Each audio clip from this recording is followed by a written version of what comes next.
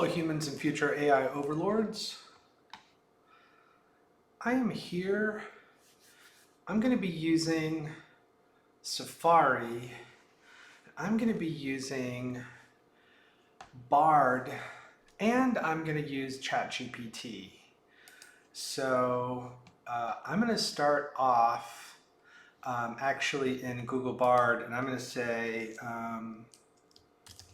do you know about the movie Office Space?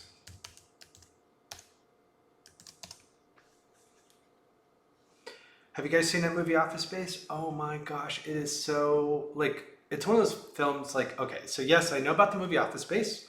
It is a 1999 American satirical black comedy film written and directed by Mike Judge. It satirizes the work life of a typical 1990s software company, focusing on a handful of individuals weary of their jobs. It stars Ron Livingston, Jennifer Aniston, Gary Cole, Stephen Root, David Herman, and some others. The film was a critical and commercial success, grossing over 10 million against a budget of 2 million. It's since become a cult classic and is often cited as one of the funniest, most relatable films about office life. I mean, I can't tell you how many times I reference that film. It just feels like, I live in it a little bit. But anyway, the film's humor comes from its realistic depiction of the main mundane and soul-crushing aspects of office work. The characters are all relatable, and their struggles with their jobs are ones that many people can identify with. That's absolutely true. The film also features some memorable scenes, such as the jump to conclusions, Matt. Wow, I forgot about that. That was hysterical. And of course, the TPS report scene. Who can forget the TPS report scene? Overall, Office Space is a funny, insightful, and relatable film about office life. It's a must-see for anyone who has ever worked in an office. Here are some reasons why Office Space is considered a good movie. The writing is sharp and witty with plenty of memorable lines. The acting is solid with Ron Livingston giving a particularly good performance as Peter Gibbons. I mean, he was so funny. The film is well directed and paced with a number of funny and memorable scenes. The film's satire of office life is both accurate and relatable. The film has a positive message about finding happiness and fulfillment outside of work. And while Office Space may not have a traditional happy ending, it does offer a satisfying conclusion for its characters. Peter Gibson finally finds a job that he enjoys, and he is able to leave behind the soul-crushing monotony of his old job. The film also suggests it's possible to find happiness and fulfillment outside of work, and that it's important to not let your job define you. You know what? That is absolutely true. There's a source for Wikipedia, and I think that is just a wonderful introduction. So let's just see here. So who are, spelling the characters. Let's see here. There were so many memorable characters. I remember the staple guy, which is so funny. Okay, so Peter Gibbons, Ron Livingston, is a software engineer who's deeply dissatisfied with his job at Initech. He's often bored and apathetic, and he frequently daydreams about quitting. Michael Bolton, I love that name. That was such a funny thing. David Herman is Peter's co-worker and best friend. He's also unhappy with his job, and he often complains about his boss, Bill Lumbergh. Yes. Samir is another co-worker of Peter and Michael. He's originally from India, and he has a difficult time pronouncing his last name. He's often stressed about his job. He's constantly worried about being laid off. Yep. He was hysterical. Milton, yes, Stephen Root, is a strange and reclusive coworker who's obsessed with his stapler, the red stapler. He is often the target of Bill Lumbergh's abuse, and he eventually snaps and burns down the Initech office. I mean, that character is so funny. And yeah, Karma. Joanna Wellick, Jennifer Aniston, who was wonderful in this, is the office receptionist. She's attractive and popular, but she's also manipulative and self-serving. Okay, she is often seen flirting with the male co-workers and is not above using her sexuality to get what she wants. What? Like, I don't recall that. That doesn't seem right to me. But anyway, Bill Lumbergh, Gary Cole is Peter's boss. He is petty, condescending, and incompetent manager who is constantly micromanaging his employees. He's the source of much stress and frustration in the office. Yeah, you know that? Oh man, there's always that person. And I wonder if they're aware that they do that. You know, like, I mean, do they just think they're doing good? Do they just think they're walking the company line? I don't know. That's interesting. Um, so we kind of so we have the basic plot, and we have the characters, which is great. Um, I'm curious if Bard could write a sequel to the story, but set in modern times. Let's take a look.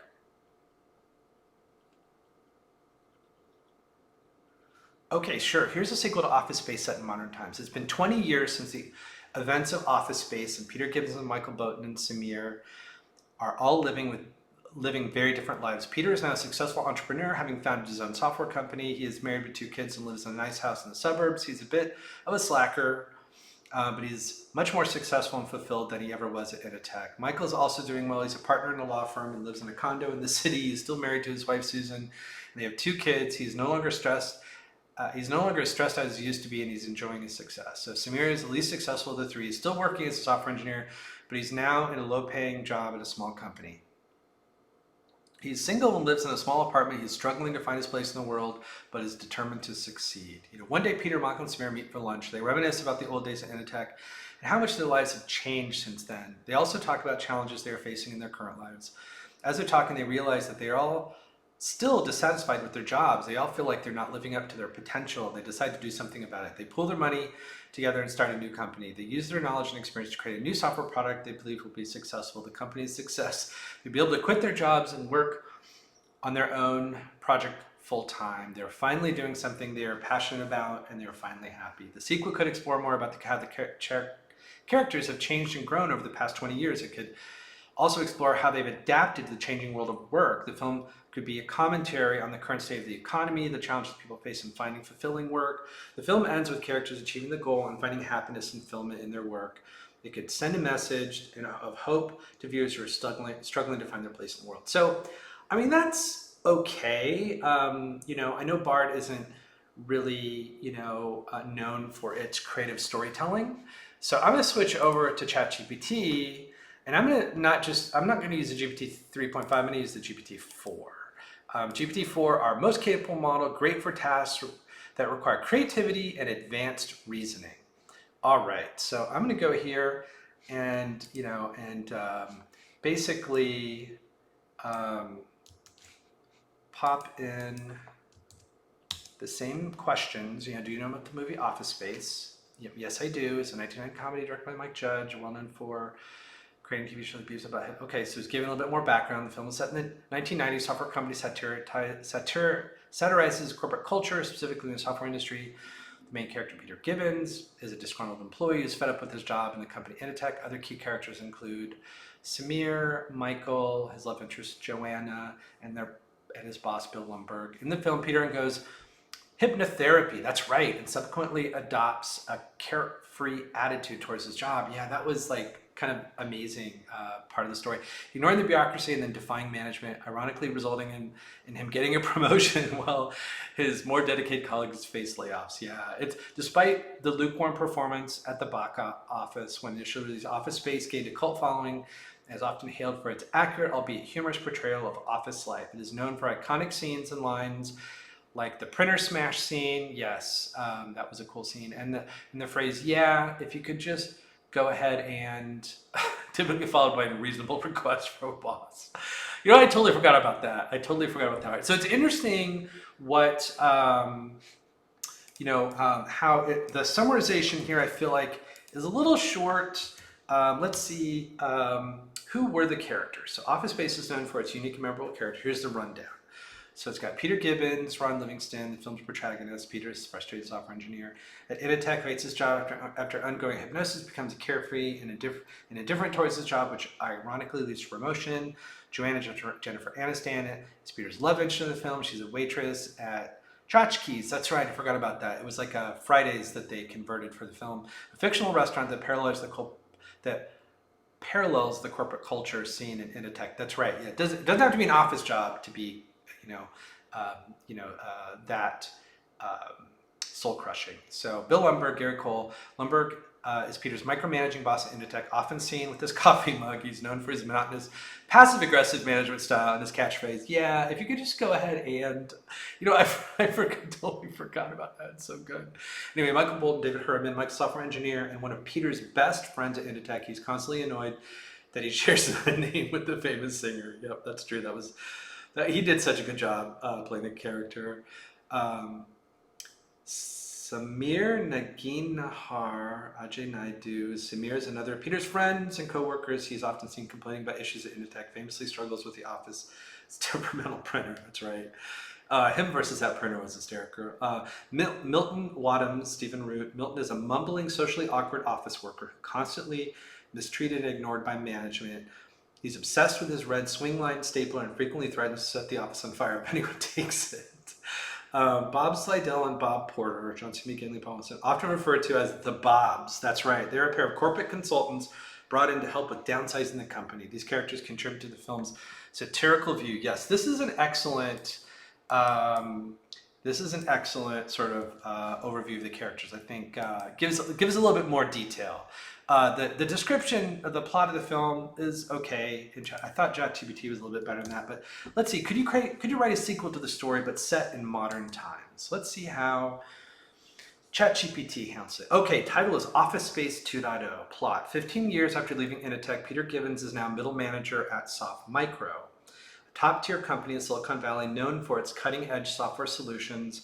Despite the company's sleek image, Peter finds himself yet again stuck in a monotonous grind of corporate life, this time amplified by the challenges of managing a team remotely due to the widespread adoption of work-from-home policies. Meanwhile, Joanna has climbed the corporate ladder at Tchotchkes and is now the regional manager, also grappling with her team's move to remote operations, even in the food industry. So digital orders, delivery dashboards, and Zoom meetings with outlet managers have replaced physical work environments she was accustomed to. So Michael and Samir are also caught in evolving corporate web. Michael is a cybersecurity consultant, constantly paranoid and overworked due to the rise of cyber threats. Samir, ironically, has ended up at Initech, a competitor to their former employer Initech, still as disgruntled as ever. Bill Lumbergh has somehow managed to retain his status now as CEO of Lumbergh Industries, a company known for soul-sucking work culture. He attempts to poach Peter, Michael, and Samir to work for him, which promises of hefty paychecks and dynamic work opportunities. Milton is the same company as Peter, but still facing similar issues as before, this time with digital rights to his ergonomic software tools. Interesting, so the sequel explores the nuances of remote work culture, cyber threats, AI takeovers, virtual meetings, digital burnout, the struggle to maintain work-life balance in a world where work and home are the same place. People, along with his friends, navigate these challenges while trying to keep their sanity intact. In the climax, Peter and his friends hatch a plan to expose Lumbergh's unethical business practices and toxic work cultures, leaking documents and evidence to the press, just like the previous movie. They go about it in the most humorous and chaotic way, getting into all sorts of unexpected situations. The movie ends on a hopeful note, suggesting that even in the face of rapidly evolving corporate work cultures and work pressures, there are always opportunities to find balance, expose injustices, and perhaps make the work environment a little better for everyone. You know what? That is a wonderful sequel. I would love to see that sequel. I think that would be fantastic. Anyway, thank you for joining me today. I just wanted to show I love the movie Office Space. It is a timeless film. It's something I think, clearly, many people can appreciate and identify with. It can release that crazy you feel at work sometimes. You can channel your frustration and let it go through this film. It's very cathartic to watch this movie. But I think a sequel updated with the work from home, artificial intelligence, I think that it's the prime film that could be redone. So hey, Hollywood, here's a great film, and look, I know you need real people writing the detail behind this, but AI can, I think, partner with your people to assist, help me, I couldn't have created something like this. This is an amazing story. I'd love to see this story. I think it's modern. It could be very funny, but you need comedian writers and creatives that can bring life to this. So this is just an idea, and like most AIs, at least today, the stuff they create requires humans to implement. It requires humans to add life to it.